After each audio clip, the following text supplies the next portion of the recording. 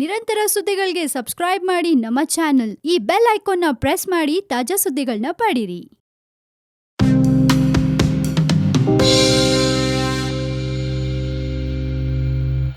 ನೀವು ನೋಡ್ತಾ ಇದ್ರ one India Kannada YouTube channel. ನಾನು ರಶ್ಮಿ. ಕೂಲಿ ಕೆಲಸ ಮಾಡಿ ತನ್ನ ಮಕ್ಕಳನ್ನ ಸಾಕ್ತಾ ಇರೋ ಮಹಿಳೆಯ ಕತೆ ಕೇಳಿದ್ರೆ ನಿಜಕ್ಕೂ ಎಂಥವ್ರಿಗಾದ್ರೂ ಒಂದು ಕ್ಷಣ ಕರುಳು ಚುರಕನ್ನತ್ತೆ. ಈ ಮಹಿಳೆಯ ಕತೆ ನಿಜಕ್ಕೂ ದಾರುಣ. ಅದೇನಂತ ಹೇಳ್ತೀನಿ ಕೇಳಿ. ಒಂದ್ ವೇಳೆ ನೀವು ಮಧ್ಯಪ್ರದೇಶದ ಜಬಲ್ಪುರದಿಂದ ಹೊರಟ ರೈಲ್ನಲ್ಲಿ ಪ್ರಯಾಣಿಸ್ತಾ ಇದ್ದು ಕಟನಿ ಜಂಕ್ಷನ್ ಎಂಬ ರೈಲ್ವೆ ನಿಲ್ದಾಣಕ್ಕೆ ಆಗಮಿಸಿದ್ರೆ ಅಲ್ಲಿ ಪೊಳಲು ನೂಕು ನುಗ್ಗುವ, ಅಲ್ಲಿ ಪ್ರಯಾಣಿಕರ ಸಾಮಾನುಗಳನ್ನ ಇಳಿಸಿಕೊಳ್ಳಲು ನೂಕು ನುಗ್ಗುವ ಕೂಲಿಗಳಲ್ಲಿ 30 ವರ್ಷದ ಮಹಿಳೆಯು ಇರುವುದನ್ನ ಗಮನಿಸಬಹುದು. ಈಕೆಯೇ ಸಂಧ್ಯಾ ಮರಾವಿ. ಪುರುಷರಿಗೆ ಮೀಸಲಾಗಿರುವಂತೆ ತೋರುವ ಈ ಕಾಯಕವನ್ನ ಈಕೆ ಸಂತೋಷವಾಗಿಯೇ ನಿರ್ವಹಿಸುವಂತೆ ಕಂಡು ಬಂದ್ರು. ಇದರ ಹಿಂದೆ ಆಕೆಯ ದಾರುಣ ಕತೆ, ಹತಾಶೆ ಹಾಗೂ ದಿಟ್ಟತನದ ನಿರ್ಧಾರಗಳಿವೆ. ಈಕೆಯ ಕಥೆಯನ್ನು ಕೇಳಲು ಉತ್ಸುಕರಾದವರಿಗೆ ಈಕೆ ಹೇಳಿರುವ ವಿವರಗಳ ಪ್ರಕಾರ ಕಳೆದ ವರ್ಷದ ಅಕ್ಟೋಬರ್ 22ರಂದು ಆಕೆಯ ಪತಿ ಬಹುದಿನಗಳ ಅಸೌಖ್ಯದಿಂದ ವಿಧಿವಶನಾಗಿದ್ದ. ಮನೆಯ ಯಜಮಾನ ಇಲ್ಲವಾದ ಬಳಿಕ ಮನೆಯಲ್ಲಿರುವ 3 ಪುಟ್ಟ ಮಕ್ಕಳ ಜೀವನ ನಿರ್ವಹಣೆಗಾಗಿ ಏನಾದರೂ ಮಾಡಬೇಕಲ್ಲ. ಇವರೊಂದಿಗೆ ಪತಿಯ ತಾಯಿ ಅಥವಾ ಅತ್ತೆಯೂ ಇದ್ದು ವೃದ್ಧೆಯಾದ ಆಕೆಯನ್ನು ನೋಡ್ಕೊಳ್ಳುವ ಜವಾಬ್ದಾರಿ ಬೇರೆ. ಸಾಮಾನ್ಯರಾಗಿದ್ರೆ ಈ ಪರಿಸ್ಥಿತಿಯನ್ನ ಜೀವನದ ಕೊನೆ ಎಂದು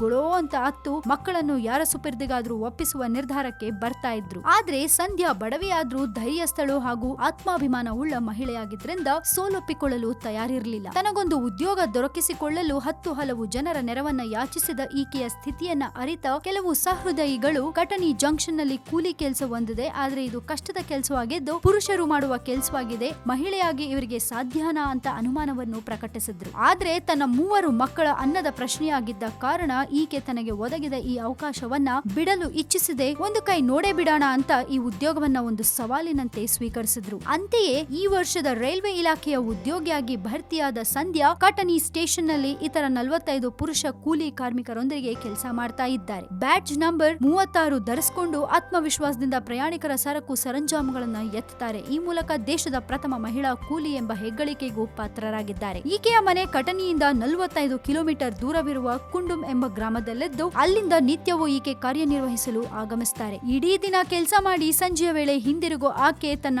ಗಳಿಕೆಯನ್ನ ಮಕ್ಕಳ ವಿದ್ಯಾಭ್ಯಾಸ ಹಾಗೂ ಅತ್ತೆಯನ್ನ ನೋಡ್ಕೊಳ್ಳಲು ಖರ್ಚು ಮಾಡ್ತಾರೆ. ಈಕೆಯ ಬಗ್ಗೆ ವರದಿಯೊಂದು ಮಾಧ್ಯಮಗಳಲ್ಲಿ ಬಂದಿದ್ದೇ ತಡ ಆತ್ಮವಿಶ್ವಾಸಕ್ಕೆ ಇನ್ನೊಂದು ಪದ ಎಂಬಂತೆ ಈಕೆಯನ್ನ ಬೆಂಬಲಿಸಲು ಸಹಾಯದ ಮಹಾಪೂರ್ವೇ ಹರಿದು ಬರ್ತಾ ಇದೆ. ಆದ್ರೆ ತನ್ನ ಮಕ್ಕಳನ್ನ ತನ್ನ ಗಳಿಕೆಯಿಂದಾನೇ ಆಫೀಸರ್ ಗಳನ್ನಾಗಿ ಮಾಡಬೇಕು ಅಂತ ಹೆಮ್ಮೆಯಿಂದ ಹೇಳುವ ಈಕೆ ಸ್ವಾಭಿಮಾನಕ್ಕೊಂದು ನಿದರ್ಶನರಾಗಿದ್ದಾರೆ. ಖಂಡಿತ ಸಂಧ್ಯಾ ಎಷ್ಟೋ ಮಹಿಳೆಯರಿಗೆ ಸ್ಫೂರ್ತಿ ಅಂತಾನೆ ಹೇಳ್ಬೇಕು. ಗಂಡ ಇಲ್ಲ, 3 ಮಕ್ಕಳನ್ನ ಇಟ್ಕೊಂಡು ನಾನು ಬದುಕಬಲ್ಲೆ ಅಂತ ಛಲ ಇಟ್ಕೊಂಡು ಬದುಕ್ತಾ ಇದ್ದಾರೆ. ನಿಜಕ್ಕೂ ಇವರು ಗ್ರೇಟ್ ಅಂತಾನೆ ಹೇಳ್ಬೇಕು. ನೀವೇನ್ ಹೇಳ್ತೀರಾ ಇವ್ರ ಬಗ್ಗೆ? ನಿಮ್ಗೇನಾದ್ರೂ ಇವ್ರ ಬಗ್ಗೆ ಹೇಳ್ಬೇಕಂತ ಅನ್ಸಿದ್ರೆ ಧಾರಾಳವಾಗಿ ನಿಮ್ಮ ಕಮೆಂಟ್ಸ್ ಏನೇ ಇದ್ರು ಕಮೆಂಟ್ ಬಾಕ್ಸ್ ನಲ್ಲಿ ಹಾಕಿ ಕಳಿಸಿ. ಅಂಡ್ ಇನ್ನಷ್ಟು ಸುದ್ದಿಗೆ ನೀವು ಮರಿಬೇಡಿ ಸಬ್ಸ್ಕ್ರೈಬ್ ಮಾಡಿ ನಮ್ಮ one India Kannada YouTube channel. ಜೊತೆಗೆ ಈ ನಮ್ಮ ವಿಡಿಯೋ ನಿಮ್ಗೆ ಇಷ್ಟವಾದಲ್ಲಿ ದಯವಿಟ್ಟು ಶೇರ್ ಮಾಡಿ, ಲೈಕ್ ಕೂಡ ಮಾಡಿ.